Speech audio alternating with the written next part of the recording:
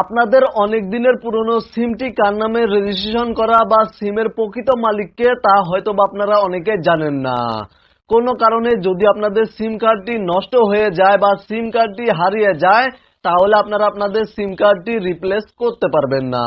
তাই আমাদের প্রত্যেকের জানা উচিত আমাদের মূল্যবান সিম কার্ডটি কার এনআইডি কার্ড দিয়ে রেজিস্ট্রেশন করা বা আমাদের এনআইডি কার্ড দিয়ে কয়টি সিম রেজিস্ট্রেশন করা রয়েছে।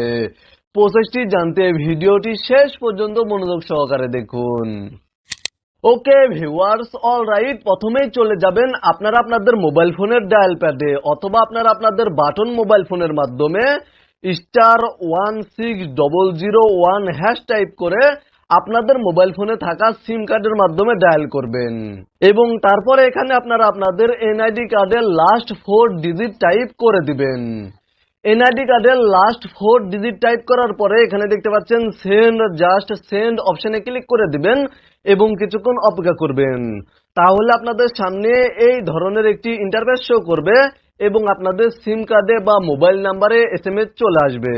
আপনারা জাস্ট এসএমএসটি ওপেন করবেন। এসএমএসটি ওপেন করলে আপনাদের নামে আপনাদের এনআইডি কার্ডের মাধ্যমে কয়টি নাম্বার রেজিস্ট্রেশন করা রয়েছে, কয়টি সিম রেজিস্ট্রেশন করা রয়েছে তা এখানে দেখতে পাবেন এবং কোন কোন নাম্বার রেজিস্ট্রেশন করা রয়েছে তা এখানে দেখতে পাবেন। এখানে দেখতে পাচ্ছেন নাম্বারের প্রথম কিছু ডিজিট এবং লাস্টের 3 ডিজিট দেখা যাচ্ছে।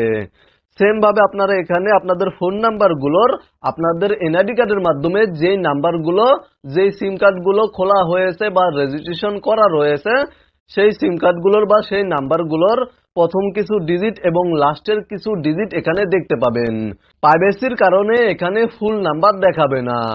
মূলত আপনারা ভিডিওতে দেখানো এই নিয়মে আপনাদের নামে আপনাদের এনআইডি কার্ডের মাধ্যমে কয়টি সিম রেজিস্ট্রেশন করা রয়েছে তা চেক করতে পারবেন। ভিডিওটি দেখে উপকৃত হয়ে থাকলে অবশ্যই কমেন্টে জানাবেন।